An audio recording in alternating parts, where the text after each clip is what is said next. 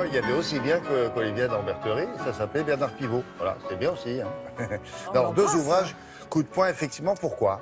Pour les ados, coup de poing, mais pour les ados et pour tout le monde, j'ai envie de dire, ce sont deux ouvrages très différents, mais qui ont un point commun, c'est que dans leur histoire se percutent la vie et la mort au même moment, dans des conditions assez extrêmes. À la place du cœur d'Arnaud Catherine, publié chez Robert Laffont, dans une collection pour young adultes, comme on dit aujourd'hui. Mais moi, je suis une young adulte, j'ai adoré ce livre. Arnaud Catherine, il a reçu le prix de l'Académie française pour son dernier recueil de nouvelles. C'est pour vous dire que c'est un gars qui écrit vraiment très très bien. Et là, ce qui frappe d'emblée, c'est la langue. Il parle comme vos ados.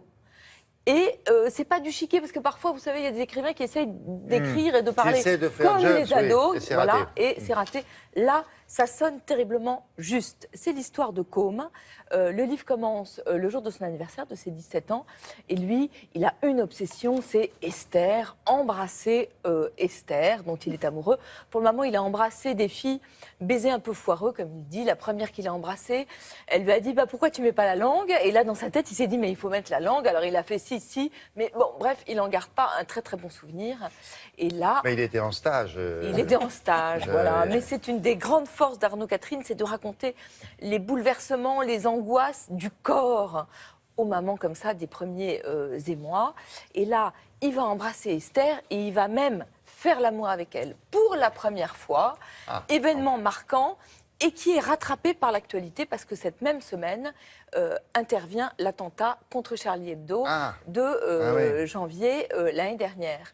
Et ce qui est intéressant dans ce livre, c'est que ça raconte comment à la fois le garçon il est fou amoureux, le garçon il voit bien que tout d'un coup il y a des types qui commencent à tuer d'autres gens et surtout il y a la déflagration dans le groupe au sein de ses amis. On est dans une petite ville de province et comment ces événements vont se répercuter sur son ami qui est le fils du maire socialiste, sur d'autres amis qui, eux, leurs parents travaillent dans des usines, ceux qui sont musulmans, ceux qui sont catholiques, bref, comment ça va désintégrer le groupe.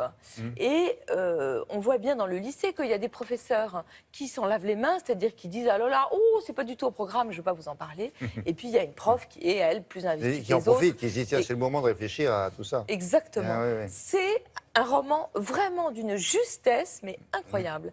Et en plus, avec une charge émotionnelle, moi, je l'ai fini. J'étais vraiment triste et vraiment par terre. La bonne nouvelle, c'est qu'il y a une saison 2 pour l'année prochaine. Vraiment, et puis c'est une manière géniale de parler avec des ados, des événements, des attentats, Mais ça reflète des bien risques. la façon dont ils pensent. Je veux dire, c'est pas un truc préfabriqué. Et si on n'est pas ado, on se dit, on comprend pas. Pas du tout. Moi, je l'ai pris et je ne l'ai pas lâché parce qu'en plus, il y a une tension dramatique très forte. Bon. C'est vraiment du très, très bel ouvrage Et l'autre, chez alors Robert Laffont. Sotique de Marie Desplechin. Alors, chouchou, je vous ai souvent parlé d'elle parce que c'est une écrivain pour les enfants et pour les ados vraiment géniale. Et elle vous raconte le Cambodge. Elle a été au Cambodge en 2013 pour une association qui était chargée d'aider au développement des bibliothèques et de la littérature et de la lecture.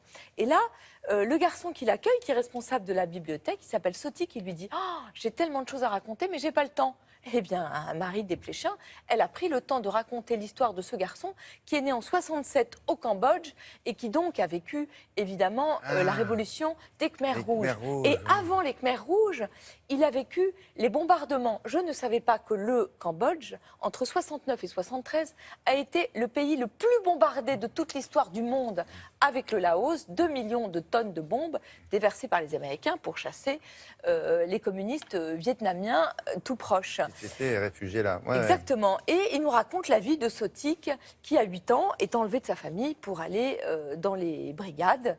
Et là, il devient un petit paysan à qui on donne très très peu à manger.